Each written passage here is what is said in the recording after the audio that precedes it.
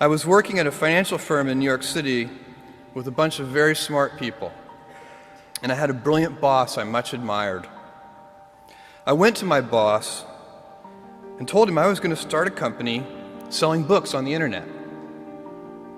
He took me on a long walk in Central Park, listened carefully to me, and finally said, "That sounds like a really good idea, but it would be an even better idea for someone who didn't already have a good job." You can have a job, or you can have a career, or you can have a calling. And if you can somehow figure out how to have a calling, you have hit the jackpot, because that's the big deal. I met Jeff Bezos 25 years ago, and he told me, "Dave, I want you to invest in my company." "What are you doing?" "I'm gonna start a bookstore in my garage." "Okay, and I'm gonna put it online. People buy online, and I'm gonna ship out of my garage. But if you invest in me, Dave, someday I'm gonna be the richest man in the world. I'll do over $100 billion. First of all, there is no such thing as $100 billion 25 years ago. Statistically, there's no such thing. Countries didn't have 100, our national debt wasn't $100 billion. And this dude's telling me at 26 years old that he's gonna be the richest man in the world because he has a garage and the internet? That was his truth. No, but he did not know it, and neither did I. But the difference between him and I is I was laughing, scoffing, and jesting at him, and he was already applauding himself, going, at the right way, at the perfect time, I'm gonna make as much as I can as quickly. And I'm sitting there going, there's no way this is gonna be a big business. Do something you're very passionate about, and don't try to chase what is kind of the hot passion of the day.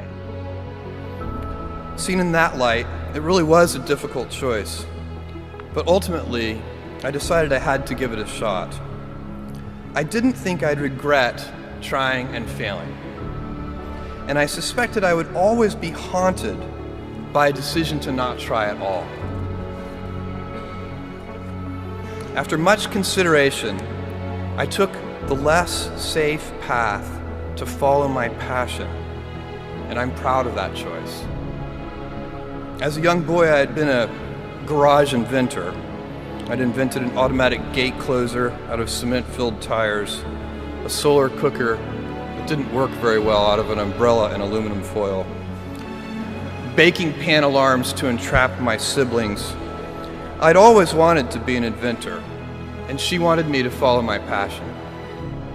There's a military phrase that I especially love, and it says, "Slow is smooth and smooth is fast."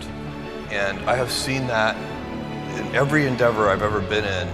That's the kind of thing that really allows you to make progress. You know, you get certain gifts in life and you want to take advantage of those, but I guess my advice on adversity and success would be to be proud not of your gifts, but of your hard work and your choices.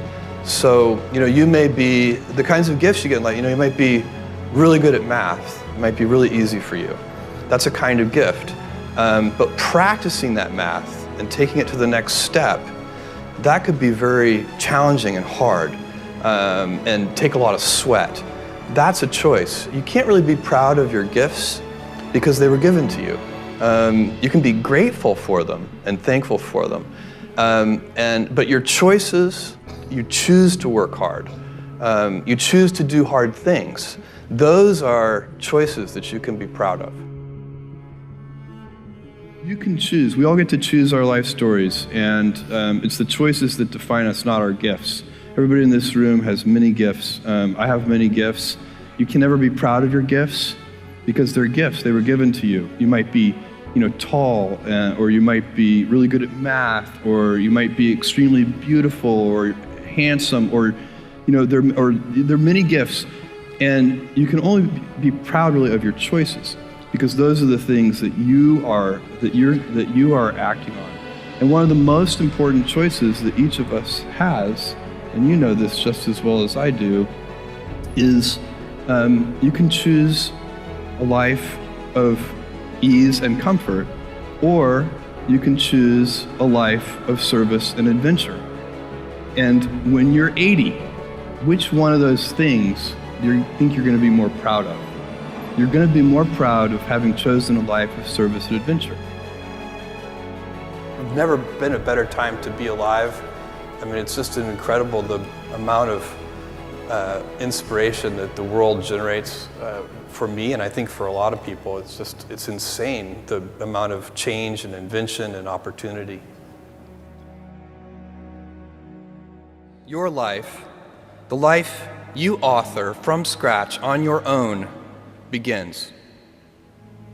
How will you use your gifts? What choices will you make?